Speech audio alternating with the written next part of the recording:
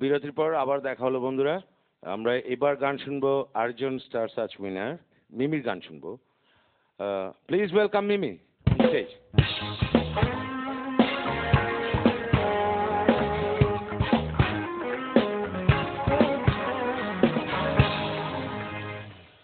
মিমি কেমন আছো? জি ভালো আছি। গান বাজনা কেমন চলছে? ভালোই। গ্রেট। আজকে আমাদেরকে কি গান শোনাচ্ছ তুমি? আজকে আমি আমার অ্যালবাম থেকে ওকে। একটি গান শোনাবো। তোমার অ্যালবাম বেরিয়েছে? হ্যাঁ, আমার একটি সোলো অ্যালবাম বেরিয়েছে। ওকে, সোলো অ্যালবামের নাম কি? জ্বালা। তাই নাকি? ওকে, চলো আমরা সেই অ্যালবামের একটা গান শুনবো। গানটা আমার মনে হয় আমরা আমাদের মতো করেই বাজাই। অ্যালবামে কিভাবে আছে আমি জানি না। হ্যাঁ নিশ্চয়ই। এটা যেহেতু রিয়েল মিউজিক, তুমিও তোমার মতো করে আর আরাম করে। যেহেতু আপনি আছেন ভাইয়া, তাহলে গ্রেট টেনশন হবে নাই। এটা। চলো চলো লেটস ট্রাই। চলো গান শুনি।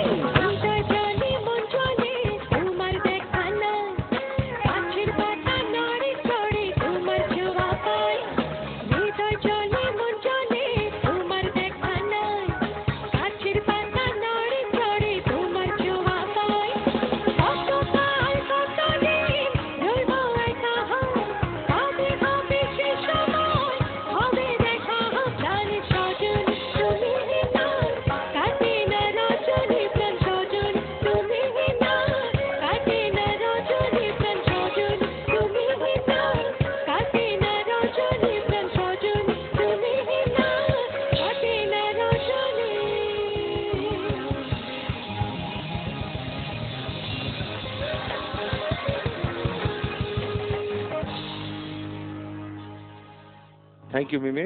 খুব চমৎকার গান শুনলাম। তোমার সাথে একটা কথা বলা দরকার, সেটা হচ্ছে তুমি গান শিখেছো কোথায়?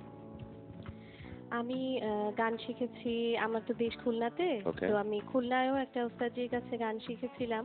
হুম আর শেখ আলী আহমেদ। হুম হুম। আর আমি ঢাকাতে ওস্তাদজি আক্তার সাতমানি, আচ্ছা। ওনার কাছে কিছুদিন তালিম নিয়েছি। তারপর মুম্বাই থেকে মুশকুর আলী খান ওস্তাদজি, উনি আসেন মাঝে মাঝে, তো ওনার কাছে একটু তালিম নিই। বাহ, ভেরি গুড। আচ্ছা, আমার যেটা জানা দরকার, এই একটি তোমার ক্যাসেট হলো, এরপরে কোনো ক্যাসেট আর আসবে না নাকি? অবশ্যই আসবো ভাইয়া, মানে গান তো সময় লাগবে। হ্যাঁ, একটু সময় লাগছে, মানে নিচ্ছি। ওকে। তবে অ্যালবাম করব। আমার বিশ্বাস তুমি নিশ্চয়ই আপাতত কোনো কপি গানে ভয়েস দিচ্ছ না, এটা না, অবশ্যই না, আমি দিচ্ছি না। খুবই চমৎকার, এবং দিও না। হ্যাঁ, ওটা দেওয়ার জন্য আরেকটা শিল্পী আছে, ওরা গাইবে। তুমিও কষ্ট করে ওটা উঠিয়ে আবার গাওয়াটা অনেক কষ্ট। তাছাড়া তোমার চমৎকার একটা ভয়েস আছে। দোয়া করবেন ভাইয়া। হ্যাঁ, আর তোমার পরে তো একটা প্রজন্ম আসছে, ওদেরকে নিয়ে তোমার কি চিন্তা ভাবনা? আসলে সবসময় মানে আমরা ভবিষ্যৎটাকে সবসময় বেটার মনে করি। হুম হুম।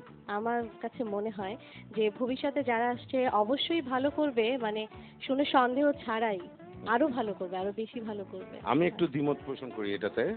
আমি আমি আমি অবশ্যই তোমার সাথে একমত একটা ক্ষেত্রে, সেটা হচ্ছে আমরা সবসময় চাই প্রজন্ম আসবে, কারণ এটা সময়ের দাবি, প্রজন্ম আসবে এবং তারা ভালো কিছু নিয়ে আসবে।